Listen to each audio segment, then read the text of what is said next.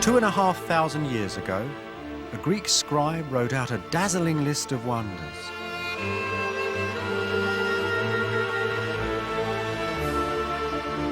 Sight seen in the mind's eye, he said, can never be destroyed.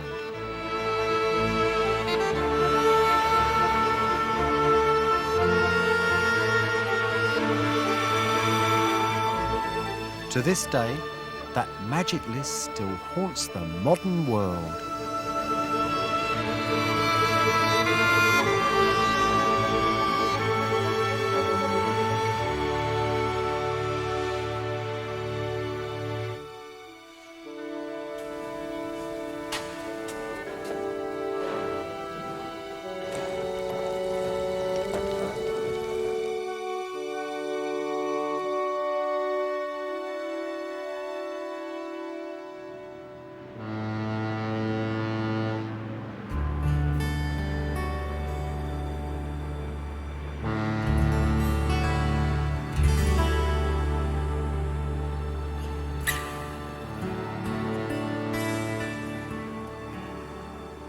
Amazingly enough, people still count this lovely old thing as one of the 7 modern wonders of the world.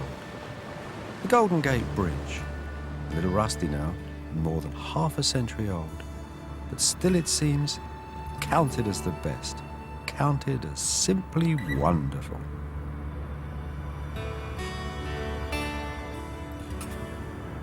Great, isn't it? That's what this series is about. It's about wonder. It's not about 7 old things that hardly exist anymore, not stones and bones. It's about the archaeology of wonder. Look at this bridge. It's 50 years old now, and it's certainly not the biggest, but it still gets to be listed right at the top sometimes of the 7 modern wonders of the world. Why is that? Well, I think it's because it embodies certain qualities that we so much admire today. These great spans, they talk of struggle and stress, of human dreaming, human achievement. That's what the 7 wonders are all about. They were invented in a particular time in history. It was a time when man was looking around him, looking right through his world, thinking not what he could do for the gods, but what he could do for himself. And the 7 wonders are a list of man's wonders. And they've always stayed that way, as a symbol, if you like, of man's power on earth. So those buildings, those old things that barely exist, run right through our society. They're in our cities. They even are in our body image, our own image of ourselves. Everything, that is, from the face of God to the body of Jane Fonda.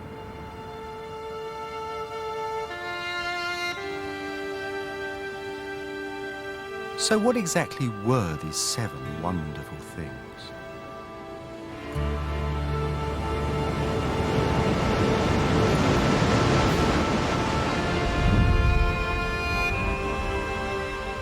The Colossus that rose, they said, upon the Mediterranean Isle of Rhodes.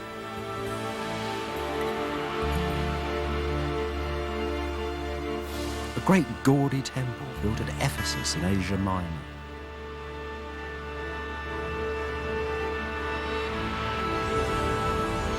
Towering tomb in a city by the sea, the world's first mausoleum.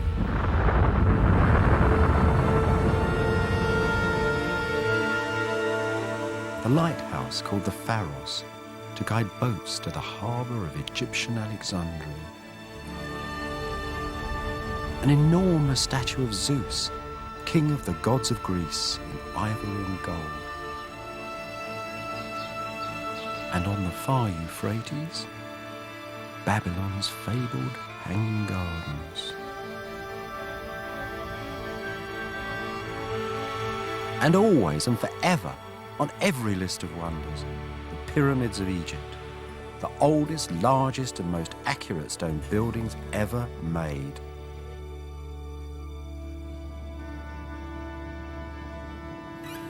Echoes of these ancient things are still inside our cities.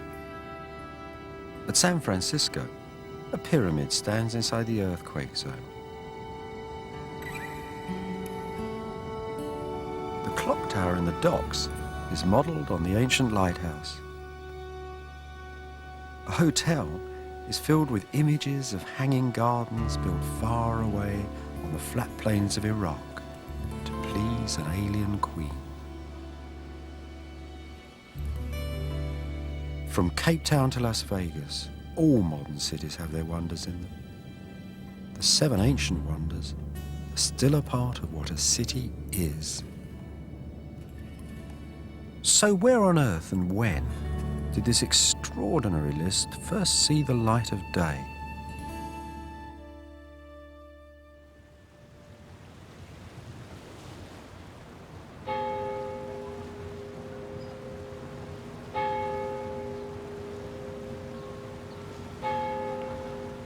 Heidelberg in Germany holds the answer.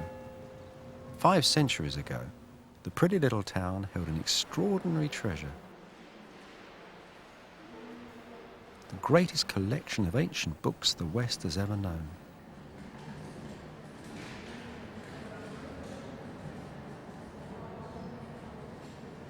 Most of it's gone today. It's all been broken up. There's still a few gems left, though, conserved here in the library of the university.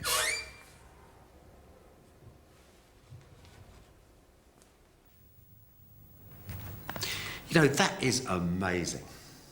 That's one of just 1,000 or so old books that once held most of the wisdom of the Western world in them.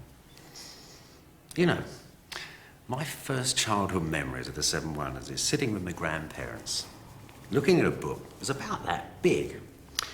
And it was a dictionary. And in the middle of it were these lovely old brown photographs. The 7 Wonders of the world. So that's my first memory of the 7 Wonders. That book is everybody's first memory of the 7 Wonders. Without that book, we wouldn't have the 7 Wonders. Of course, that book isn't as old as the list that's in it. This book is only 1,000 years old. And it came to Europe in the baggage of a cardinal. It rolled around the continent for 300 or 400 years. Then it ended up here in the University of Heidelberg. Now it's so precious, you have to wear gloves and a face mask to look at it. So, here we go. The 7 Wonders of the world. Actually, the wonders are just one of 12 or 14 texts in this book. Look, there's the beginning of our text. Philo-Byzantium on the 7 Wonders. Look, that's the introduction. Here we've got the chapter headings. There's the first one for the hanging gardens. Here's the second one here for the pyramids. Here's the third one for the great statue of the Olympian Zeus. And Phidias, the name of Phidias, its sculptor. So let's go back to the beginning of these wonders again. Look at those first lines in the book. He's telling us that everybody's heard of these 7 wonders, but nobody has seen them. For to do so, you have to go on a great journey. You have to go to the land of Sumer. You have to go to the land of the Egyptians, and you have to go to Greece. So let's then start that journey. Go to the shores of the Eastern Mediterranean.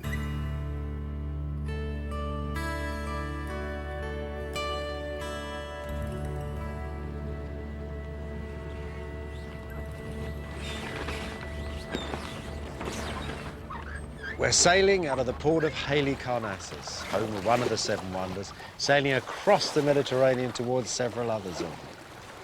You know, the 7 wonders are a bit like sailors' tales.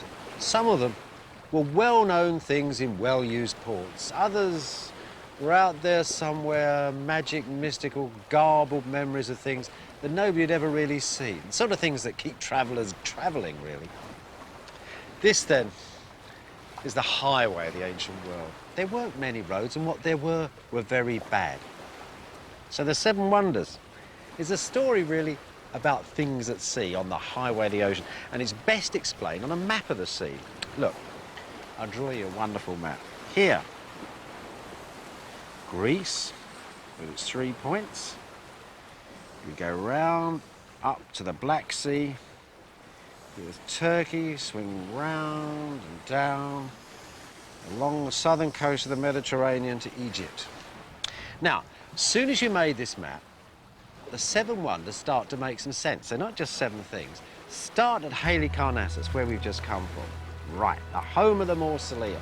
When the list was made, The mausoleum was 100 years old. We draw a circle of around 60 miles either side of that. We get another 7 of the 7 wonders, the great temple of Artemis at Ephesus. We get another of the 7 wonders south, the great Colossus of Rhodes. You could see that at sea, it was on an island. And then just 500 miles away, you'll come to the port of Alexandria, and a lighthouse, the Pharos, was another one of the wonders. The other 3, well, they're quite interesting if you look at the map too. They're a bit like a history lesson. They're telling you something about the ancient world, the more ancient world. That was beside rivers. So if you think of the great river Euphrates, the heartland of the ancient world, running down there, there's Babylon, one of those sailors' tales that nobody ever saw. And on the Nile in Egypt, the pyramids. And in Greece, where 2 rivers met, Olympia, the heartland of ancient Greece, the place where this statue stood, one of the 7 wonders, that seemed to symbolize the nation of ancient Greece itself. That, then, is where we're sailing, straight to the heartland of ancient Greece.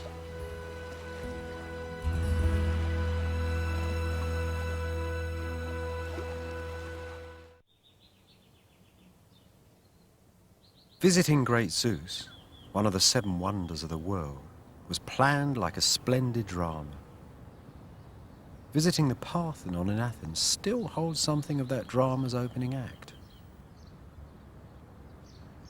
Phidias the sculptor worked here before he made the Zeus. Here, indeed, he held the dress rehearsal for that final mighty statue. So how did his drama work? Well, nothing is as simple as it seems. As you approach, the subtle curve of the temple's steps gives the building added strength and dignity.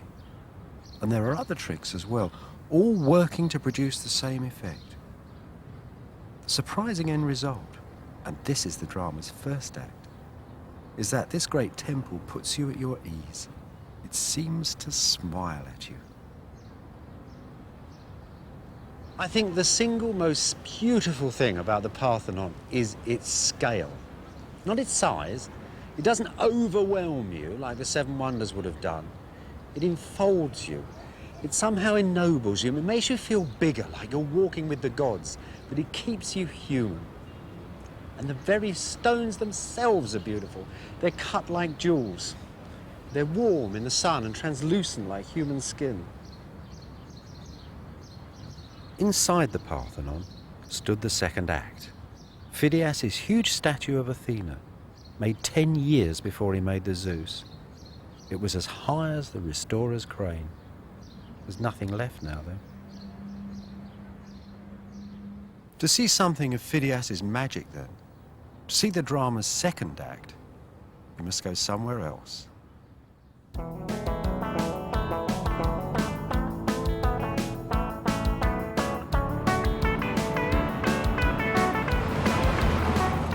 The city they call the Athens of the South, to Nashville, Tennessee.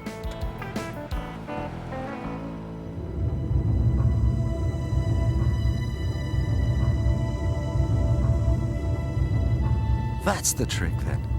That's the surprise that Phidias designed for the visitors who came to see the great Athena and his Zeus of ivory and gold. It's a trick of scale, and it comes over very clearly in this reconstruction. That statue standing in Athena's hand is as big as a person. First, you're calmed and reassured by the temple's exterior. And then you're pushed into the uncertain darkness, into the frightening presence of a huge and towering god.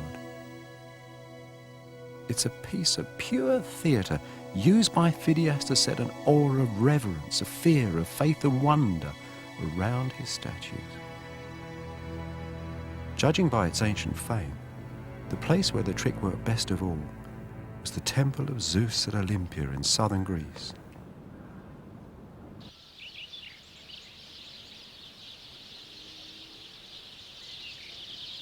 The athletes of the ancient Olympic Games went into the stadium through this archway.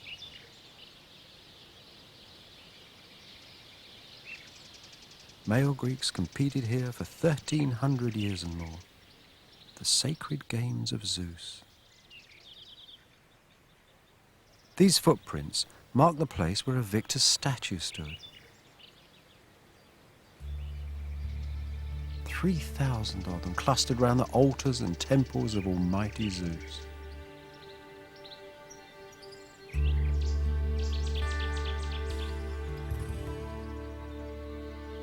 The columns mark the buildings of the ancient Olympic village.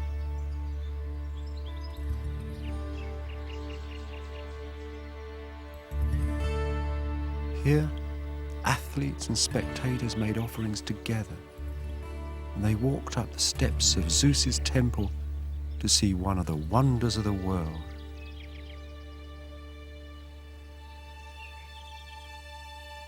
This was the heart of their culture, the grandest single figure of the ancient Greeks.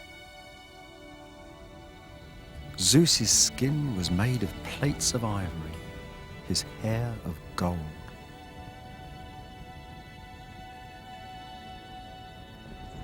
Behind it stood the sacred veil from the temple in Jerusalem, taken in plunder. In front of it, a huge shallow pool of olive oil reflecting light. And for all that time, whilst the statue stood, men came and polished the ivory, a special body of men called Phidias's polishers. The statue was much loved. One visitor said, "I can give you the measurements of this statue, but not its effect." Another visitor, Philo of Byzantium, who wrote upon the 7 wonders, said the other 6 wonders we honour, but Zeus we venerate. Why? Why did this statue generate such deep emotion? Well, the answer was in its face, its beautiful, polished, ivory face. Phidias, says one critic, has given us the face of God. He has added to religion. And of course, Phidias had made his God in the image of a man. And so by making a new God, he had made a new man. And no artist really can do anything more than that. The statue's gone today, but amazingly, the workshop where it was made still stands. A strong room whose massive walls protected the ton or more of gold the craftsmen used to make the statue, and the vast quantities of ivory tusks as well. Here, you see something of Phidias, the perfectionist. His workshop was built at precisely the same angle to the sun as was the temple. Phidias could see exactly how the light from the temple door would fall upon his statue. Here, then, he probably planned that pool of oil to reflect light up into the statue's face. The entire workshop is exactly the same size as the room in the temple. How precisely Phidias planned that dazzling change of scale around the Zeus. Such care, such perfection. The little site museum at Olympia has an entire case from the excavation of Phidias's studio. And these belong to Phidias. There's a little cup there that actually has scratched on the bottom of it, "I belong to Phidias." It's his coffee mug. As for the rest, well, these are the tools and materials that produced one of the 7 wonders of the world. Look, here's the ivory and bone that was the skin of the great statue. You can still see the saw marks on it. And these, well, these are the chisels and drills which cut the ivory and drilled it so that it would plate and hang over the wood. This little hammer here is very interesting. It's a jeweler's hammer. This was used on the cast gold. These moulds along the bottom were either used to cast gold in, which was then tapped exactly into shape, or perhaps to stretch ivory across. The ancient Greeks had a mysterious way of stretching and bending ivory. You know, when visitors come here and look at this case, I think the thing that most amazes them is the tininess of the materials and the tininess of the tools. I mean, this is really strange. The world's biggest indoor statue made with these tiny tools. The truth is, of course, they're jewellery equipment. The world's largest statue is made like a jewel. The end came with the Christians. In the 4th century, Zeus's Olympic Games were stopped by order of the Christian emperors. Phidias's studio was made into a church. Old Greece had gone. The great temple had already fallen, its columns tumbled in an earthquake, its stone plundered to build a fortress against barbarian invaders. As the classical world was abandoned, the local rivers filled with yellow silt, and this it was that smothered the ruins of Olympia, preserving Phidias's tools and cup for us.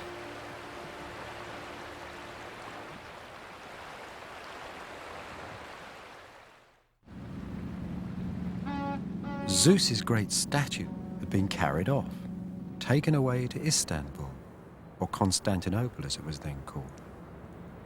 In the days of the first Christian emperors, the city on the Golden Horn held one of the most extraordinary gatherings of art the world has ever seen.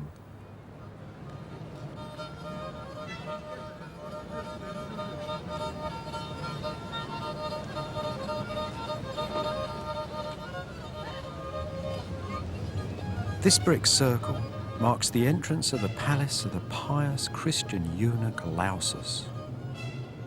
He oversaw the closing of the temples. He collected pagan sculptures and stood them in his palace. The greatest prize of all stood at the end of the hall. The 800-year-old statue of Zeus. He stood there in a niche like the end of a church, as high as those trees. Here it stood for 60 years or so. Then it was destroyed in a city riot. In one way, though, it's still here to this day, for the great face of Phidias is Zeus, became the face of Christ omnipotent throughout the Eastern Church.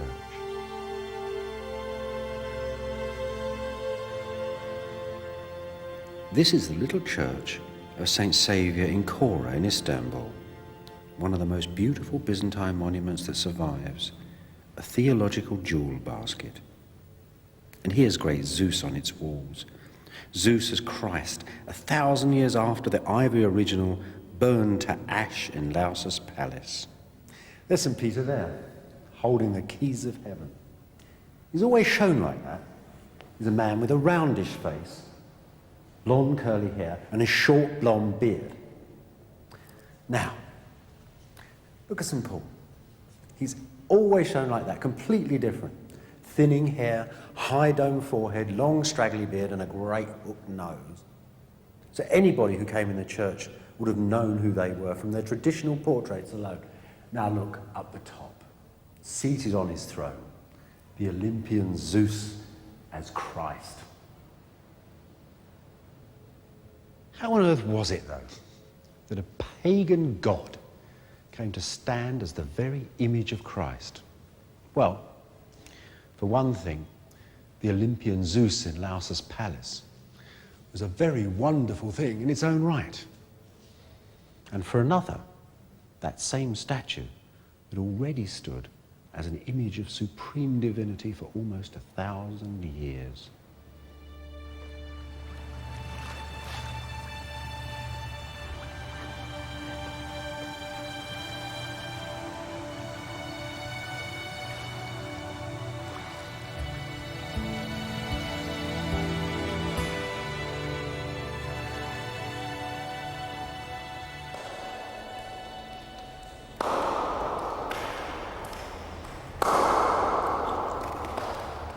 Bacchus, the god of wine, Aphrodite, the goddess of love, will both dissolve your limbs, the ancient poet says, as will their only child, the gout.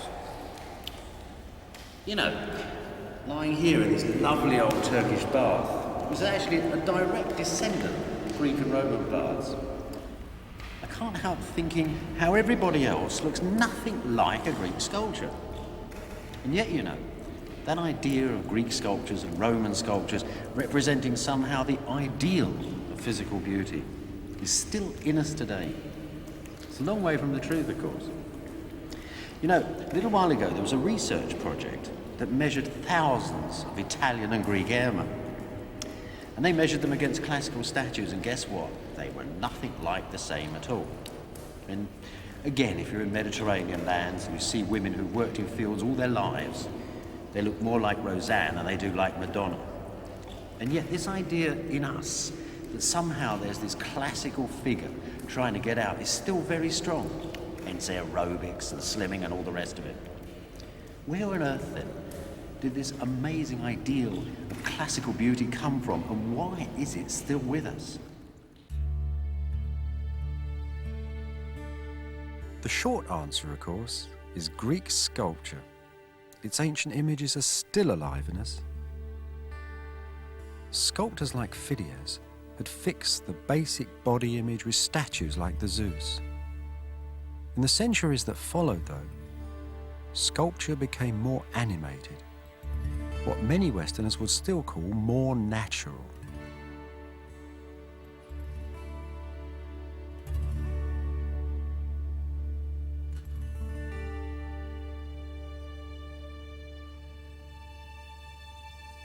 Sculptures of women took on the looks and glances that are still today called sexy.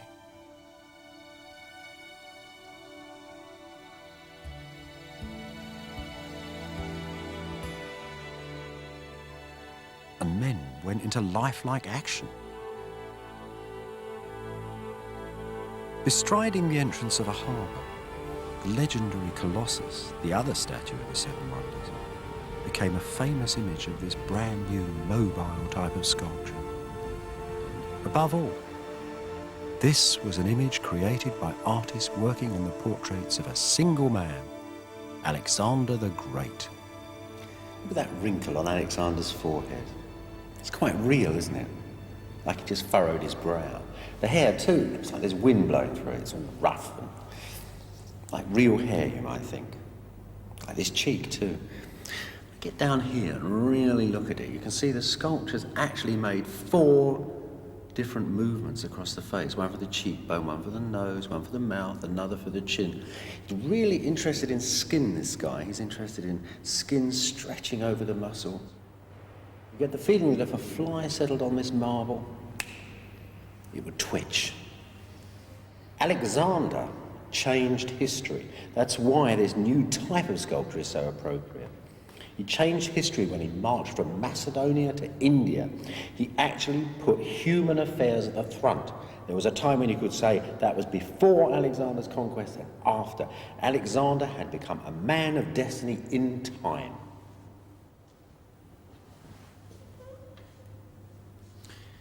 A man of destiny, of course, is an image. It's not a copy of flesh and bone.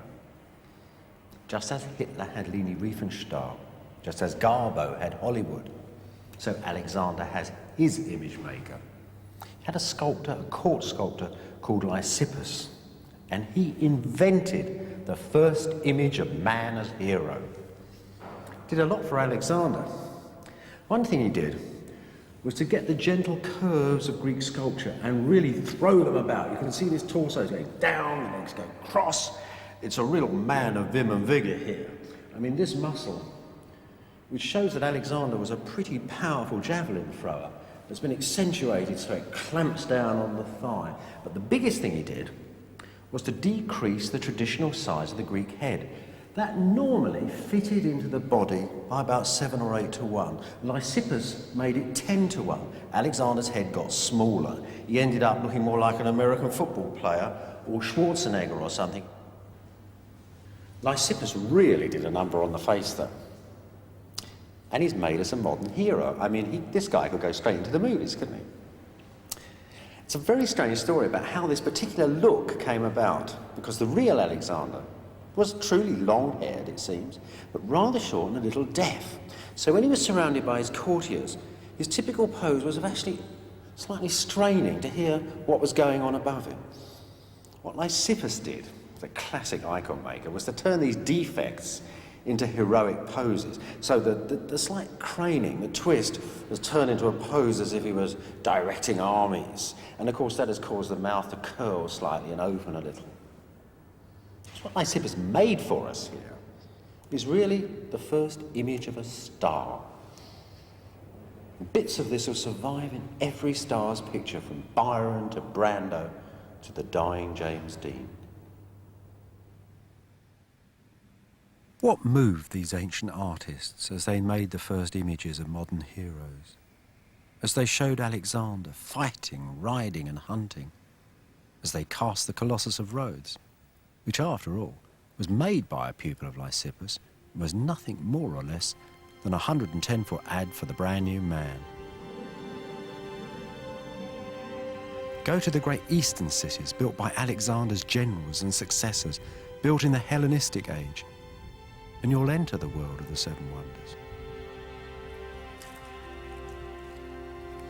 Walk through these same great cities, and you walk through the minds of the first modern people.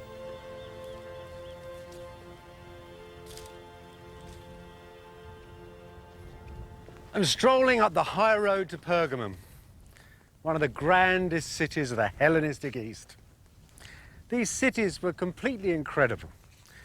Amongst other treasures, they had examples of all the seven wonders in them, from colossal statues to the founder's tomb. Pergamum, uniquely perhaps, lacked a lighthouse. Didn't need one, of course. It was nowhere near the sea.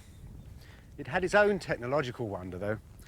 That was a 33-mile-long system of pipes that brought icy water from the top of a mountain to the heart of the city.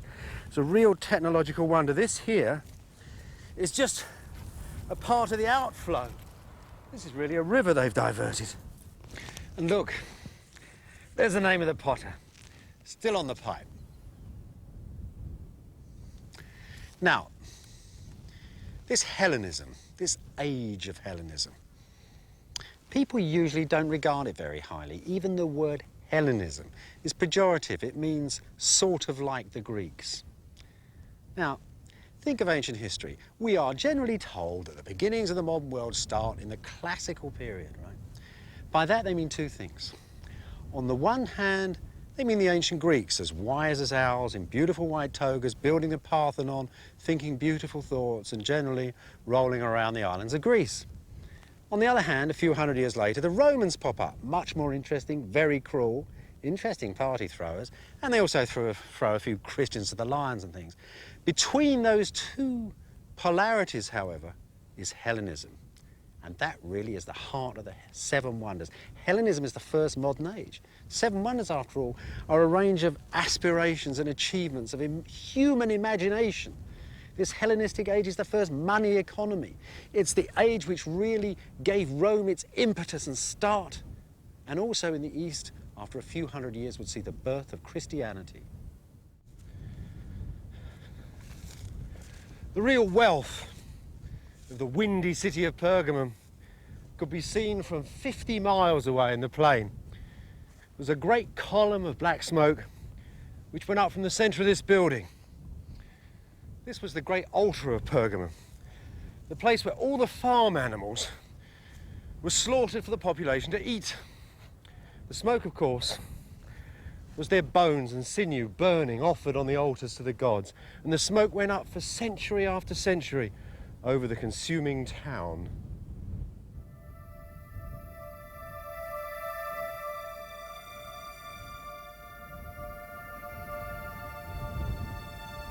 The altar's gone now, blasted out of the hill of Pergamum in Turkey in the 1870s by a German railway engineer and carried off to Europe.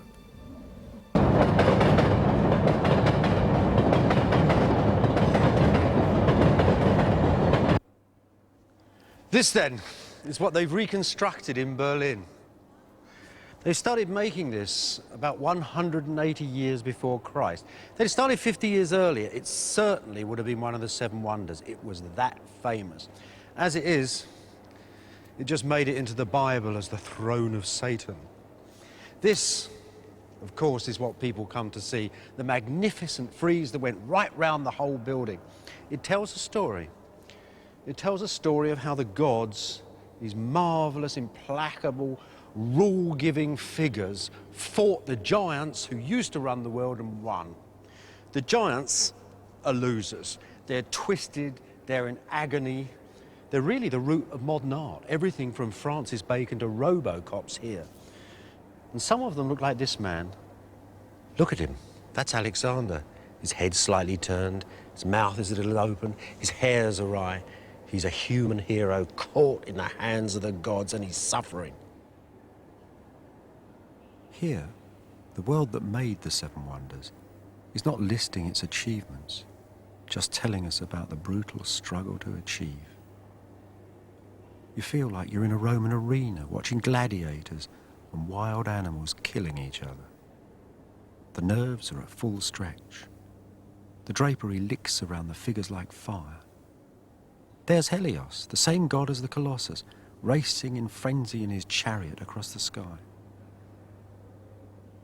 The Colossus of Rhodes, though, stood somewhere between this frenzy and Phidias' calm images of Zeus. What was it really like?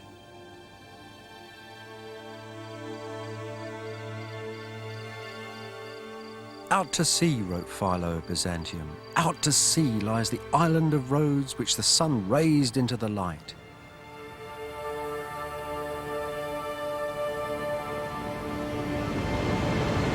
Here, ancient writers say, once stood the great Colossus, a second sun standing face to face with the first.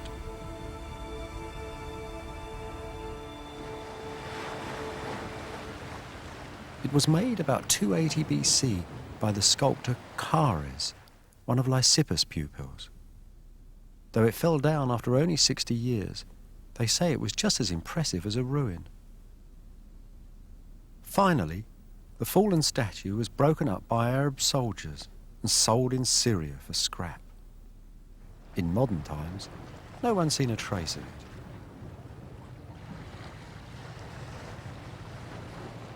Classical scholars say that statues like the Colossus usually stood beside a temple. At Rhodes, Helios' temple stood on the hilltop in the middle of the town, but they've not found a trace of the Colossus there. They did uncover a single vital clue, though. Huge city walls from the time of the Colossus running through the town and down into the port. These prove the Rhodes harbours are largely artificial. This means that a colossal figure might well have been built on the end of this brand new harbour wall, just as they were in other ancient man-made harbours. The Colossus couldn't have possibly spanned the harbour entrance, though, as pictures of it show. It would have had to have been 1/4 mile high for that, and neither the metal nor the stone of such a giant striding statue could ever sustain such massive strains, nor the force of winter gales.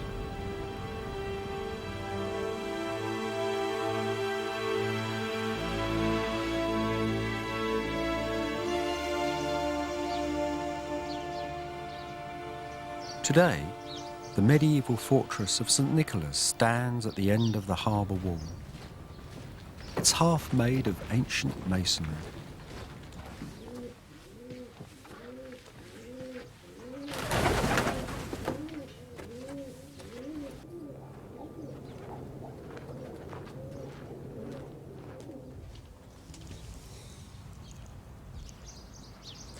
You know, the most interesting thing in this little fortress are these blocks of marble. If you look at them very, very closely, you can see they were first cut by Greek sculptors, ancient Greeks from the time of the Colossus of Rhodes. Of course, the medieval people have taken them up and reused them about the place. This one, for example, has had a great slot cut in it to take the planks of a drawbridge. But the most interesting thing about these blocks is that they're not square. They're actually segments of a 17-metre circle. Each one's got a very slight curve on it. Now, 17 metres is the exact dimensions of this little tower at the centre of the fortress. So what looks like has been happening here is that the medieval people took over an ancient building, perhaps even built straight onto the foundations, and jumbled all these ancient stones up. These, then, may be fragments of the very base of the Colossus of Rhodes. What, then, did the real Colossus look like, and how was it ever made? Philo, who lived when the Colossus still stood, says that it was built like a house. Fragments of other giant statues show that they were built as skillfully as Phidias' Zeus, bit by bit, on frames of iron and stone. The skin of the Colossus was cast in sheets of bronze. As for its pose, the truth is We don't know if it was standing up, sitting down, or even driving a chariot. Chances are, though, there's a hint of it in statues like these. A standing bronze with some of the life and grace of Lysippus' finest work for Alexander.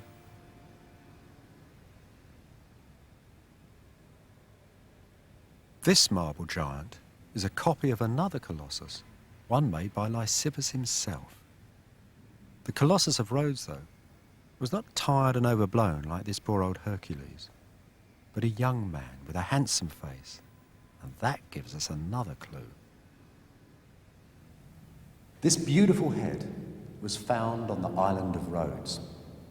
Now, the first interesting thing, as far as we're concerned, these holes that run around the back of his head, there's a whole lot of them, and if you should stick a wire or a bronze piece of metal covered in gold in them, you'd find they made a perfectly symmetrical burst like the rays of the sun, just like the rays around the head of the Statue of Liberty, or indeed around the statue of the god Helios. He always wore a sunburst.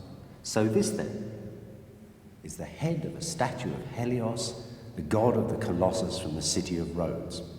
And within 100 years or so, it's the same date as the Colossus. Let's look at the face for a minute. Look at that slightly open mouth, the twisting neck, the open eyes. That's Alexander. That's the same school of sculptors that made the Colossus, made that image of the king, and it goes right through the world. Now, this Helios, he's rather an interesting god. He's not a Greek god, really. He's Asian. And he came to power, really, in the great cities of the East, in the Hellenistic cities like Pergamum and Rhodes. Now, this Eastern god, just like Jesus Christ, another Eastern god, goes from these Eastern cities straight to Rome and the heart of the empire.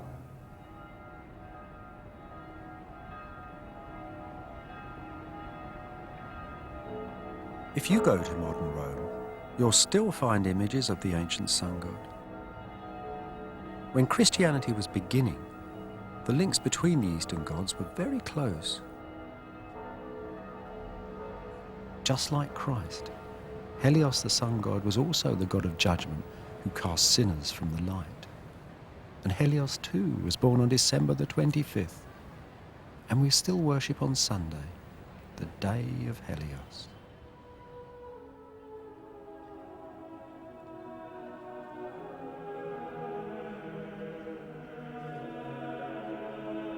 Still today, deep in the church, under the altar of St. Peter's, there are memories of Helios in some of the oldest images of Christ. In an ancient catacomb close by St. Peter's tomb, a gold mosaic shows us Christ as Helios rising in his chariot. This risen Christ has Alexander's twisting neck and straggling hair and slightly opened mouth, and the fiery flames that once flicked around the head of the Colossus have become a Christian halo. Here then, echoes of the ancient wonders entered the Christian world. And still today, our modern cities are filled with half images of Zeus and the Colossus, and all of them, as all of us, modelled on those splendid ancient images of ivory and bronze and gold.